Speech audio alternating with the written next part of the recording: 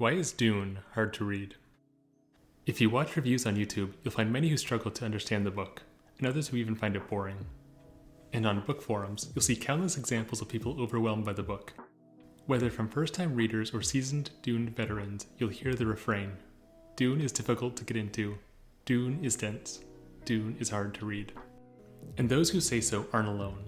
In fact, when Frank Herbert first tried to get his novel published, an editor stated, "Nobody can seem to get through the first 100 pages without being confused and irritated." But why exactly is that? Is it because of its extensive philosophy and lore? Is it because of its strange technology? The interstellar political intrigue? The expansive cast of characters? Its downright biblical length? Dune certainly is a complex, oblique, and overwhelming book. However, in this video I want to look at another potential culprit, the writing, specifically the prose and the structure. I'll examine Dune on 4 levels: its words, its sentences, paragraphs, and chapters. So, I've broken this video into 4 parts, covering the different features of Dune's writing. And obviously, this video isn't meant to attack Dune fans or claim that Dune is a bad book. If you like Dune, that's awesome. I just want to articulate why I find Dune difficult to read and help anyone who is struggling with the book understand why they are. This isn't a new critique, but Dune is filled with jargon and technical terminology that often lacks explanation and contextualization. However, this isn't necessarily a fault with Dune's writing. After all, new words and concepts are part of every science fiction story. In addition, the jargon and technical terms could even be considered a strength of Dune's writing, adding to its depth and lore. Often, it can be intensely satisfying when you return to the beginning of a book that starts out with cryptic details, when you fully understand the meaning behind those concepts. This may even be why some people love Dune so much. The issue with Dune, however, is the overwhelming amount of new words thrown at the reader, without providing enough immediate contextual background. These, for example, are terms, concepts, and names in just the first scene of the book. And even in scenes, most of these words aren't explained for the reader. Let's take a look at an example. The Reverend Mother Gaius Helen Mohiam sat in a tapestried chair watching mother and son approach. Windows on each side of her overlooked the curving southern bend of the river and the green farmlands of the Atreides family holding, but the Reverend Mother ignored the view. She was feeling her age this morning, more than a little petulant. She blamed it on space travel and association with that abominable spacing guild and its secretive ways. But here was a mission that required the personal attention from a Bene Gesserit with the sight. Even the Padishah Emperor's truthsayer couldn't evade that responsibility when the duty call came. Because the Reverend Mother has background knowledge of everything mentioned in this paragraph, there aren't any explanations of these elements, despite being the reader's first contact with some of them. What's the Spacing Guild? What's a Bene Gesserit with the sight? And what is the sight? What is this mission, and who is the Padishah Emperor? Not only are these unexplained terms with unknown connotations, but we don't even know why they're important or relevant. What is secretive about the Spacing Guild, and why is it secretive? What is the Reverend Mother's association with it, and why specifically is a Bene Gesserit with a sight needed for the mission? Who is bestowing this responsibility upon her? Again, it's not necessarily bad writing to have unexplained elements, nor does prose require that a narrator explain everything immediately. However, the reader needs to trust that the author is going to explain these concepts adequately at some point. The reader needs to trust that they don't need to know this information yet.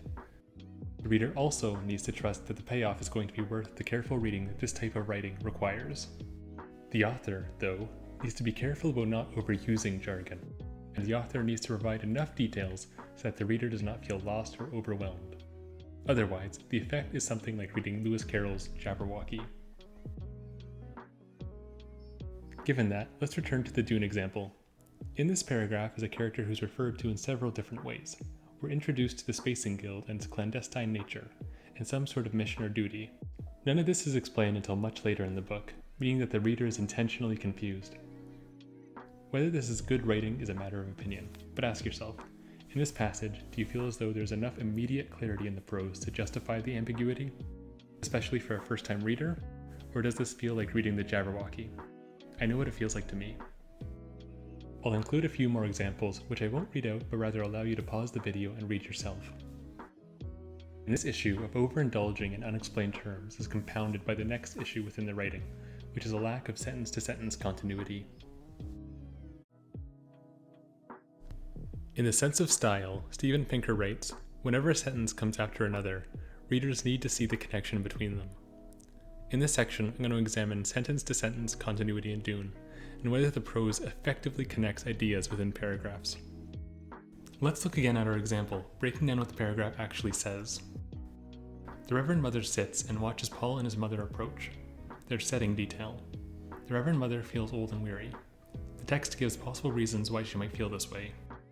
She acknowledges a mission, which is implied to include Paul. All this is important information. The paragraph needs to set the location of the scene and introduce the characters involved.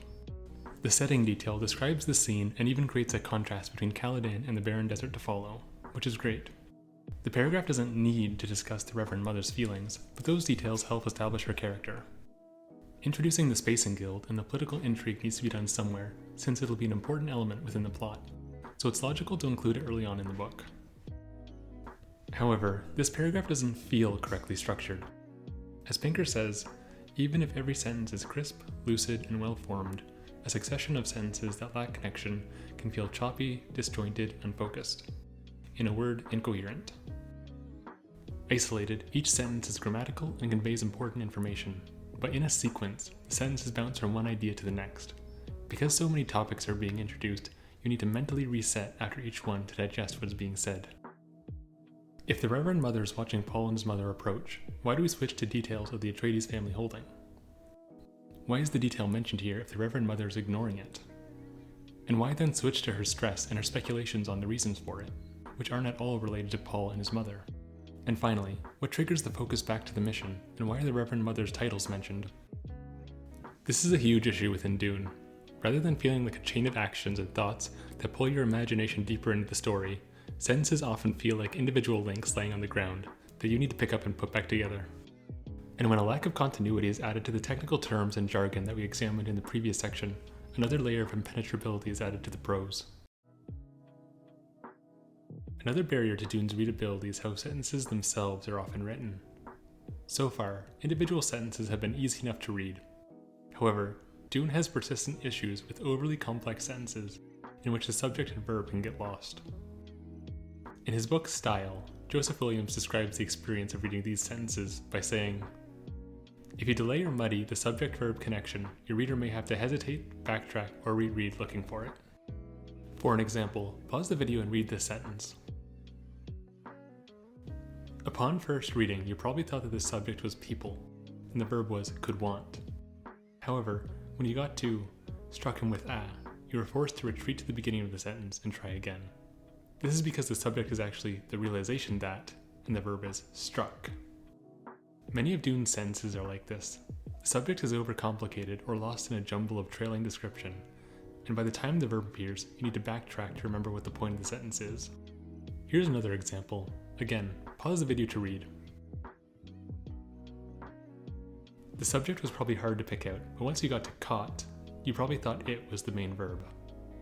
However, once again, as soon as you got to the actual main verb, you were forced back to the beginning to reread. So, if you've been struggling with Dune, this is another potential issue. Sentences aren't written for clarity or emphasis. Rather, the important information is lost in trailing phrases and jumbles of words. And of course, this is without mentioning the inconsistency of Dune's punctuation and the confusion that can cause.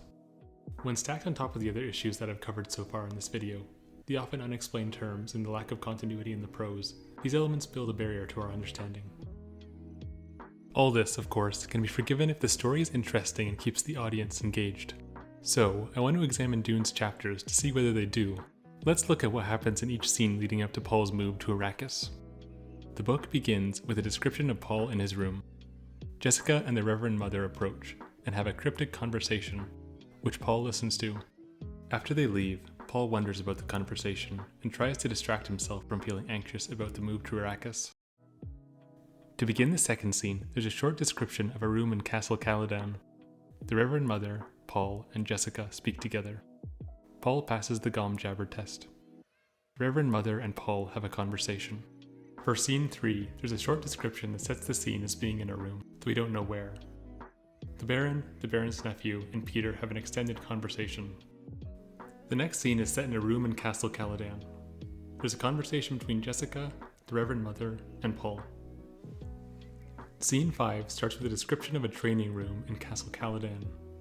Hawat approaches Paul, and they have a conversation. Hawat then leaves. Gurney enters the room and has a conversation with Paul. The two have a mock fight. Then they speak some more. For scene 6, Paul is still in the training room, and Dr. Yue enters. They have a conversation. And in scene 7, the final scene before they leave for Arrakis, Paul is still in the training room. His father enters and they have a conversation. I hope you see the pattern here. Each scene is set in a single room, and most of what happens is a conversation between 2 or 3 different characters. When there is action, its significance or effect isn't immediately felt on the plot. This is the first 10% of the book.